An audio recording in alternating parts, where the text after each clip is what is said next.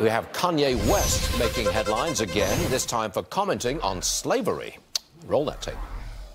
When you hear about slavery for 400 years, that sounds like a choice. Like, you was there for 400 years and it's all of y'all? You know, like, it's like we're mentally in prison. I like the word prison because slavery goes too direct to the idea of blacks. Prison is something that unites us as one race, blacks and whites being one race, that we're the human race. Well, he followed that up with a tweet, and I'll read it to you. The reason why I brought up the 400 years point is because we can't be mentally imprisoned for another 400 years. We need free thought now. Even the statement was an example of free thought. It was just an idea. Lawrence Jones is with us, campusreform.org editor-in-chief and a conservative commentator. Lawrence, he kind of stepped on the third rail of American politics, didn't he? Slavery. What do you make of it? What's going on, brother? Look, I see what Kanye was trying to communicate. He was trying to communicate the mentality of slavery, but he got his history a little wrong, of course, because, you know, slavery wasn't a choice, but he was trying to go deep into the mentality of having that mindset. Let me tell you something, Stuart. Kanye is in this honeymoon phase of making this change in his life before the public eyes. He's switching parties, but if I'm honest with you, Stuart, Kanye has always been conservative if you listen to his hip-hop. And when Republicans were telling me that hip-hop was destroying the black community, I was telling them, if you want to reach the black community, hip-hop is the way, going through with the culture.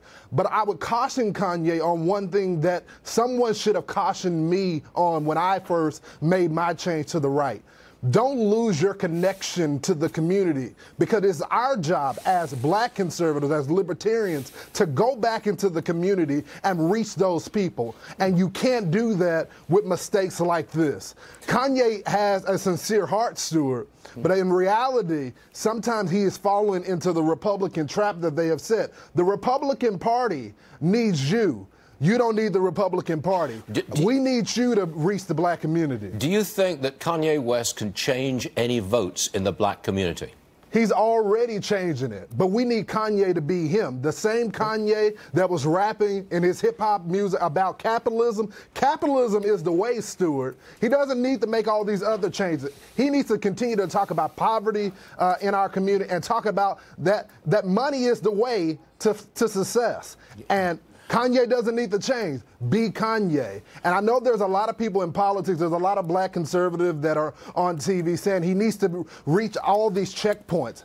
Well, your way has been going on for years, and it hasn't been successful in getting black votes on the right. So I would argue that Kanye can continue to be Kanye and get more black people on our side. Lawrence, would you hold on for a second? I've just gotten a tweet coming in from President Trump, and I'm going to read it for everyone. Here it is.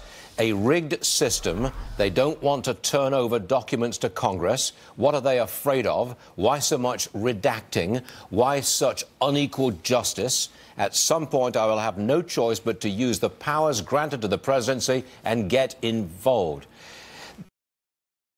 That sounds like a not-so-veiled threat, Lawrence. I know you're just coming into this along with everybody else. That's just been released, but I see that as a not-so-veiled threat. Maybe to fire Mueller. I don't know, but a threat. Well, this is Donald Trump controlling the Justice Department, which is guaranteed to him by the Constitution. This doesn't have to be a threat. This is his job. And I would argue that the Justice Department is out of control right now, and him as the chief executive have allowed it to go along for too long because of the political implications. But right now, if they cannot respond to Congress, then it's time to remove justice officials that won't comply with the three branches of government. And the president has that authority. You know, we covered a lot of ground in 2.5 minutes, but you're the man to do it, and that was pretty good, Lawrence. Thanks very much. Sir. We'll see you again soon. I appreciate it, brother. Yes, sir. Thank you. Mike Pompeo.